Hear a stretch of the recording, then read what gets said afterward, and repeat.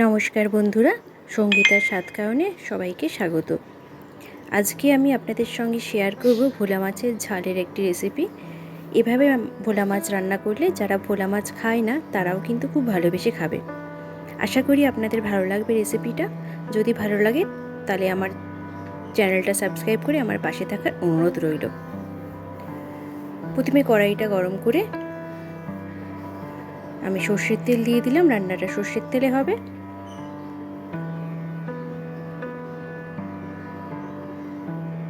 তেলটা একটু গরম হলে এর মধ্যে আমি নুন আর হলুদ দিয়ে দেব। আমি প্রত্যেক সময় মাছ রান্না করার সময় তেলে নুন আর হলুদ দিয়ে নিই।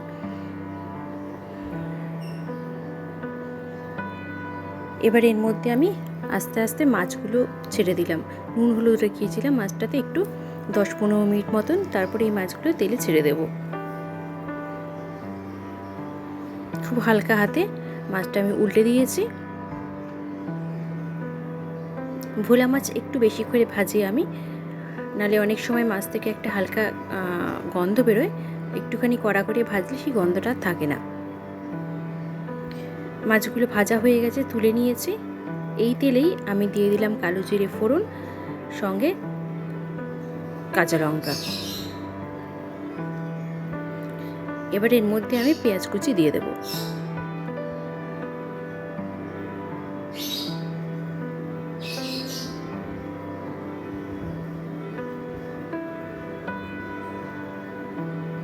একটা মাঝারি সাইজের পেঁয়াজ আমি কুচিয়ে নিয়েছিলাম। এবার পেঁয়াজটা খুব ভালো মতন ভাজা ভাজা করে নেব।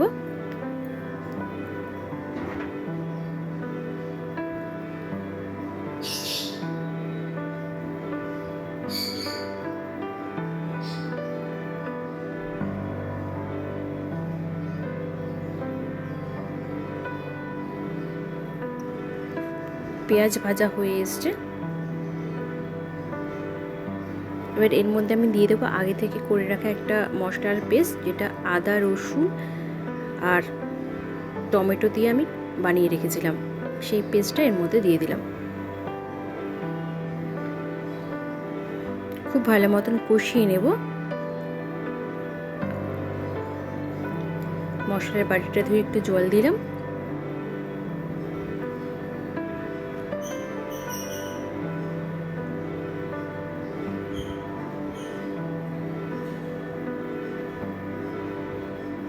লো টু মিডিয়াম ফ্লেমে আমি মশলাটা কষিয়ে নিচ্ছি। একটু কষানো হয়ে আসলে এর মধ্যে আমি গুঁড়ো মশলা অ্যাড করব।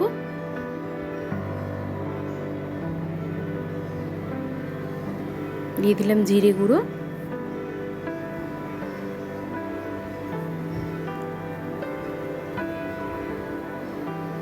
দিলাম ধনে গুঁড়ো,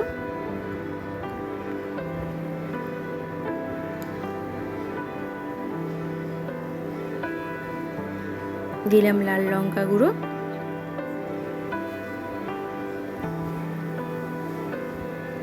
আর দিয়ে দিলাম হলুদ। এবার এই মশলাটা খুব ভালো মতন আমি কষাবো যতক্ষণ না পর্যন্ত পাশ থেকে তেল রিলিজ হচ্ছে।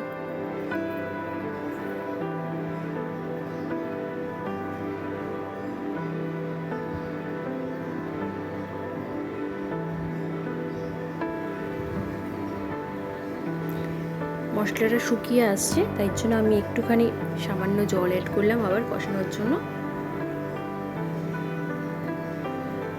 দেখুন একদম মশলাটা কষানো হয়ে গেছে। এর মধ্যে আমি এবার 2 টেবিল চামচ মতন টক দই ফেটিয়ে রেখেছিলাম, সেই টক দইটা দিয়ে দিলাম। এই রেসিপিটা খেতে একদম অন্যরকম স্বাদের হয়। আপনার বাড়িতে ট্রাই করবেন অবশ্যই।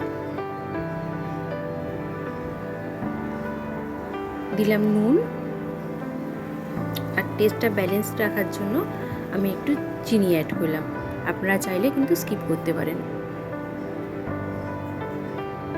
যেহেতু টমেটো টক দই আছে, একটু চিনি অ্যাড করলে টেস্টটা ব্যালেন্স হয়ে যাবে। খুব ভালো মতন কষাবো। কষানোর ওপরে কিন্তু টেস্টটা নির্ভর করছে। যতক্ষণ না পর্যন্ত তেল খুব ভালো মতন রিলিজ হচ্ছে ততক্ষণ পর্যন্ত কষিয়ে যাব।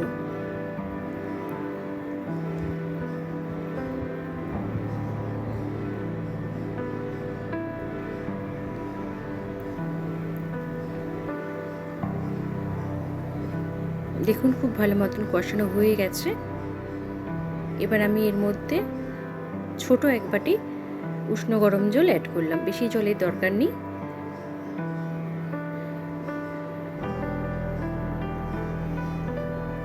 কারণ ভোলা মাছ খুব নরম মাছ, বেশিক্ষণ টাইম লাগবে না, আর ঝোলটাও একদম মাখা মাখা হবে। মাছগুলো দিয়ে দিলাম, ঝোলটা খুব ভালো মতন ফোটার পরে মাছগুলো দিলাম। এবার হতে দেবো কিছুক্ষণ। মাঝখানে একবার খুব সাবধানে মাছগুলো উল্টে দিতে হবে। দেখুন হয়ে এসছে, ঝোলটা এরকমই রাখবো, অনেকটা টেনে গেছে, একদম গা মাখা টাইপের হয়ে এসছে।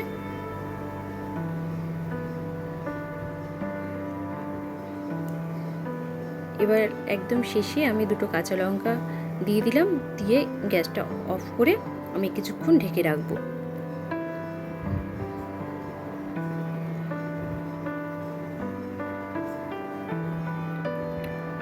এটা এসছে ফাইনাল লুক। আশা করি আপনাদের ভিডিওটা ভালো লেগেছে। যদি ভালো লাগে আমার পাশে থাকবেন, লাইক কমেন্টস করে দেবেন আর সাবস্ক্রাইব করবেন। এতক্ষণ দেখার জন্য আপনাদের সবাইকে অনেক অনেক ধন্যবাদ।